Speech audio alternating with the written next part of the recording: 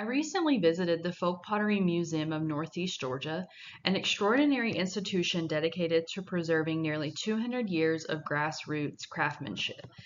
The journey begins in the museum's permanent pottery maze, which houses over 200 functional and decorative vessels crafted by regional potters. Alongside this core display, the rotating collaborations exhibit offers a unique glimpse into the social fabric of folk pottery. Pieces co-created by families, neighbors, artistic partners, highlighting how community ties have shaped both process and form. Currently on view is the Ferguson family Clay and Kin exhibit. This exhibit traces the evolution of 60 potters, a testament to the family's deep roots in Edgefield and Northeast Georgia. These works illuminate not only individual skill, but the larger cultural heritage embedded in these family networks. I will showcase a few of my favorite pieces from the exhibit, including whiskey crocks, cooking vessels, to later decorative and expressive forms, including the iconic face, jugs, and chickens. Beginning the tour at the museum, one of your first encounters is this 4-gallon churn. This churn has the prettiest olive green color and a runny flow pattern of glaze, often referred to as tobacco spit. This specific churn is from an unknown maker, but is an excellent example of the alkaline glaze that has been used for decades by North Georgia potters. The color is created from the heating up of the glaze, which contains ash, and the iron content in the ash is then reduced to the carbon smoke build up in the kiln, creating this green color. North Georgia potters are well known for their distinctive glaze recipes, most of which are kept family secrets. Another unique piece that you encounter in the first section of the exhibit is the miniature moonshine still by potter Lynn Craven, 2002. North Georgia potters are not distinctively known for miniature pottery, but Lynn has created a replica for the museum of a moonshine still with a thumper keg that was used by moonshiners during Prohibition.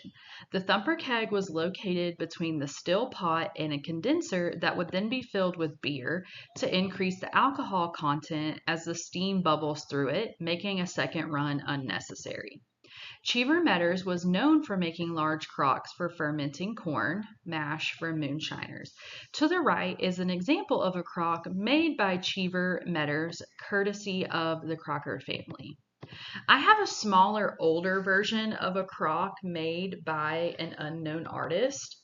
This is a great example of the quality and durability of these pots, as this item was passed down from my grandmother, who acquired it from her parents. And this pot is actually pretty heavy. As much as I love miniature pottery, the larger pieces always stand out to me as well. This piece is a 5-gallon syrup jug to the left from the late 1800s, maker unknown. These large jugs were often used to store homemade cane syrup, which would then be poured into smaller pitchers for kitchen or table use. Syrup and honey were the only sweeteners that many Georgians could afford until the 20th century. Sugar then came in solid cones and was a precious commodity of wealthy Southerners who often locked away the sugar into sugar chest. I have a small pitcher made by an unknown artist, and I'm unsure of the location of the artist, but I did find this piece at a yard sale in North Georgia, and it has the marking of an F at the bottom. I grew up visiting Flossie and Reggie Metters with my grandparents. They are family of the well-known Lanier Metters, and one of my fondest memories with them is making pickled green beans in a churn just like this one pictured. This churn is from the 1920s from an unknown maker, and many North Georgia farmers would keep cow's milk and make their own butter.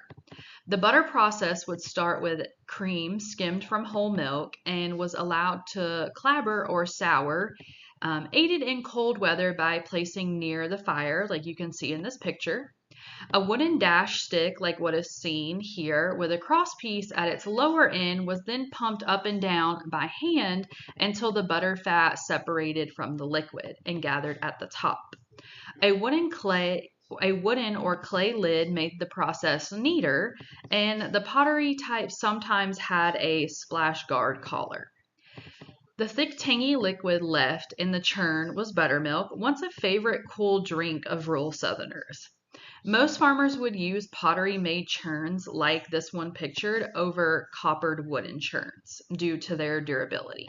Churns like these were often used, like I said, to ferment vegetables like okra and green beans as well. Many North Georgia potters are known for making face jugs. Charlie Ferguson is known for creating the earliest known North Georgia face jug. Many of the early face jugs have an Albany slip glaze highlighting just the hair and eyes and are otherwise unglazed, like you can see on the left. Lanier Metters, due to his popularity and familiarity in the pottery world, made Georgia face jugs very popular. For comparison purposes, I've included an example of a face jug that was made by Lanier Metters that is now on display in the Smithsonian American Art Museum, and that is pictured to the right. The Folk Pottery Museum also included numerous examples of Lanier Metters face jugs. To the left is a face jug from 1968 by Lanier. In the beginning, Lanier's face jugs were rather basic with just eyes, nose, and mouths. As Lanier continued making face jugs, you can see the increase in details to the right. This piece to the right has earring holes prompted by local teenagers who would dress up his face jugs with hats, wigs, and jewelry to decorate their rooms. In this example, the teeth are made of quartz rocks, which is now regarded as an asset by collectors, and face jugs with quartz teeth are listed on eBay for thousands of dollars. Lanier Metters continued to expand the creation of face jugs to the point many no longer looked like jugs. To the left is Lanier's wig stand, created in 1978. This is a great example of Lanier taking creativity to the extreme. No longer a jug, but a globular head thrown on the wheel. To the right is the double-faced candelabra jug. This is one of the few horn-like projections ending in candle sockets that Lanier made in the late 1970s. There were numerous face jugs on display in the Folk Pottery Museum as part of the Clay and Kin exhibit.